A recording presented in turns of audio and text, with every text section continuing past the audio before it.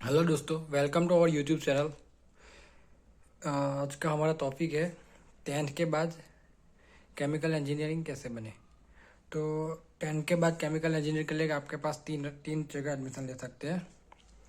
10th के बाद एक तो आप आईटीआई में एडमिशन ले सकते हैं, पॉलीटेक्निक कॉलेज में डिप्लोमा इन केमिकल में एडमिशन ले सकते हैं, या तो 10th के बाद आप 12th साइंस कर सकते हैं।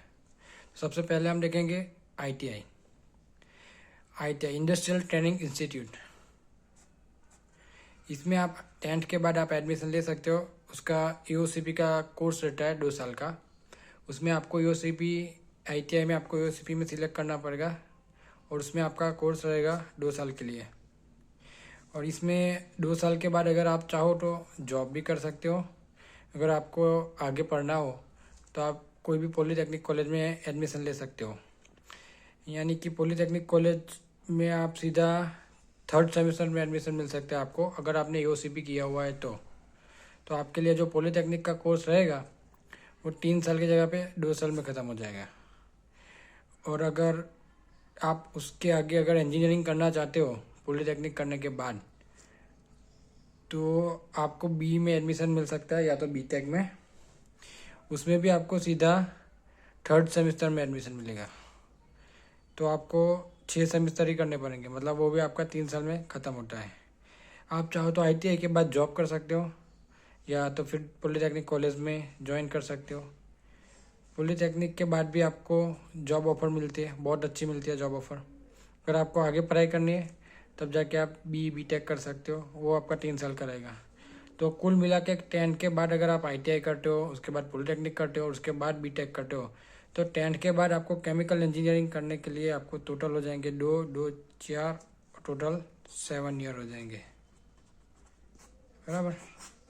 यदि आप 10th के बाद सीधा पॉलीटेक्निक कॉलेज में एडमिशन लेते हो तो पॉलीटेक्निक आपका 3 साल का रहता है। Chemical engineering diploma in chemical, उसमें आपके 6 सेमेस्टर रहेंगे।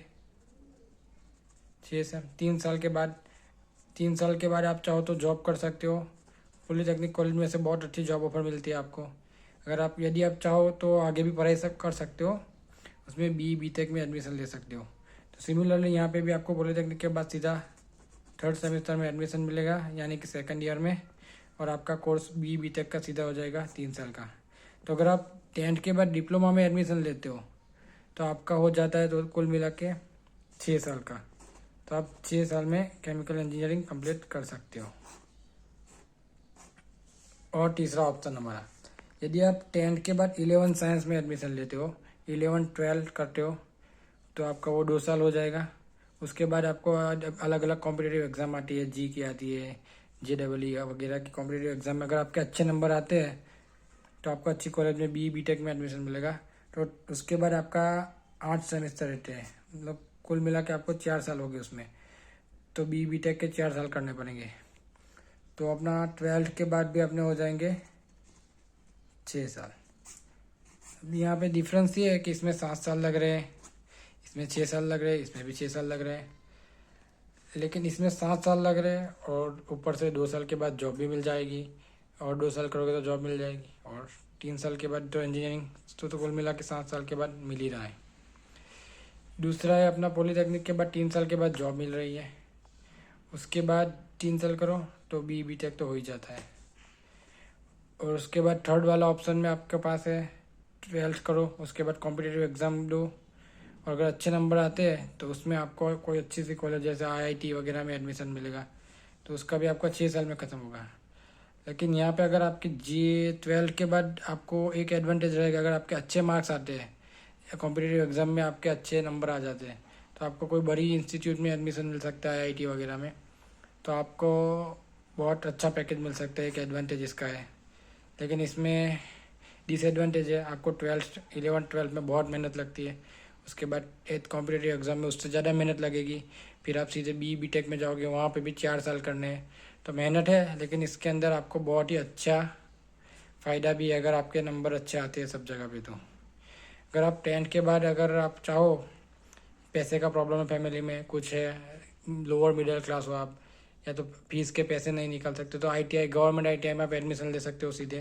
ITI के बाद आप चाहो तो 2 साल का कोर्स करके सीधे जॉब पे लग सकते हो, और जॉब के साथ साथ पढ़ाई कर सकते हो पॉलीटेक्निक की, वो 2 साल की होती है। फिर उसके बाद भी आप अपनी जॉब कंटिन्यू कर सकते हो, इससे आपका पैकेज भी बढ़ जाएगा, प्लस इधर पार्ट टाइम या तो फुल टाइम भी आप कर सकते हो, और टोटल कुल मिला के 7 साल में आपका कंप्लीट हो टाइम। लेकिन यहाँ पे एक डिसएडवांटेज ये रहेगा, आपकी जो ITI के बाद आप जॉब पार्ट टाइम में करोगे तो आपकी जो इंस्टीट्यूट है वो उतनी स्टैंडर्ड नहीं होगी, तो उस हिसाब से आपका पैकेज भी फिर कम रहेगा इंजीनियरिंग करने के बाद भी। सिमिलरली पॉलीटेक्निक आपने 3 साल कर लिया, उसके बाद जॉब पे लग जाओ, बहुत अच्छा पैकेज भी मिलता है। लेकिन आप चाहो तो बीटेक में जा सकते हो, अगर आप फुल टाइम करते हो तो भी सही है, लेकिन इसमें आपको IIT वगैरह बड़ी इंस्टीट्यूट में एडमिशन लेना मुश्किल रहेगा थोड़ा। पर अगर आप 3 साल के बाद जॉब करते हो और पार्ट टाइम में करते हो तो वह फिर सिमिलरली फिर वो इंस्टीट्यूट की उतनी नहीं रहेगी, तो उस हिसाब से आपका पैकेज भी कम रहेगा। तो इसमें आपको फ़ायदा ज़्यादा है, 2 साल के बाद भी जॉब कर सकते हो, 4 साल के बाद भी कर सकते हो, लेकिन पैकेज भी फिर उस हिसाब से रहता है, कम रहता है। इसमें भी आप 6 साल में इंजीनियरिंग तो कंप्लीट कर लेते हो, लेकिन अच्छी इंस्टीट्यूट में एडमिशन BTech के लिए मिलना थोड़ा मुश्किल रहेगा, आपको उसके लिए बहुत अच्छे नंबर चाहिए। इसमें सबसे ज़्यादा मेहनत लगती है, सबसे ज़्यादा पैसा भी लगेगा 11th-12th में, साइंस के ट्यूशन में, कॉम्पिटिटिव एग्ज़ाम की प्रिपरेशन के लिए ट्यूशन में, और BTech में भी तो अच्छी खासी फीस जाती है। पर उसके बाद अगर आपका कोई IIT वगैरह में मिल गया है आपको एडमिशन, तो उसके बाद आपका जो हाईएस्ट पैकेज मिलेगा आपको, इसमें सबसे ज़्यादा हाईएस्ट पैकेज मिल सकता है। इसमें आपको एवरेज पैकेज मिलेगा, और इसमें आपको मिलता है पैकेज भी, लेकिन ऑन एवरेज ही मिल जाएगा इसमें भी। तो दोस्तों आप 10th के बाद ये 3 मेथड से आप इंजीनियरिंग कर सकते हो। Thank you.